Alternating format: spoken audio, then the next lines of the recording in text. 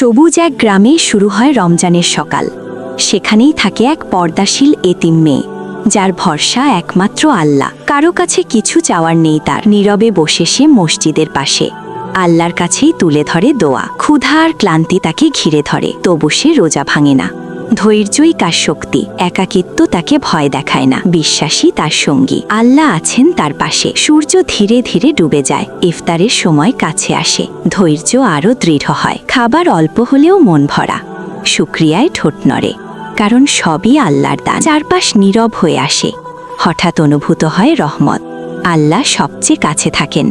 এক গ্লাস পানি সামনে রাখা, কয়েকটা খেজুরি সম্বল, তাতেই ভরে যায় হৃদয়। রমজানের রাত নেমে আসে, মসজিদের আলো ঝলমল করে, হৃদয় ভরে যায় শান্তিতে। নীরব ঘরে কুরআন খোলা, প্রতিটি আয়াত আলো দেয়। এই আলোই তার শক্তি।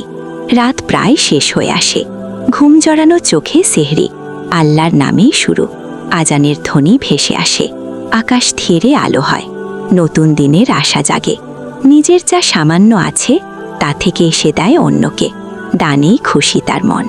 আকাশে ওঠে ঈদের স্বাদ, চোখে জ্বলে ওঠে আনন্দ। আশা আবার ফিরে আসে। রমজান শেষ হয়ে যায়, কিন্তু বিশ্বাস থেকে যায়। আল্লাহ এতিমকে একা ছাড়েন না।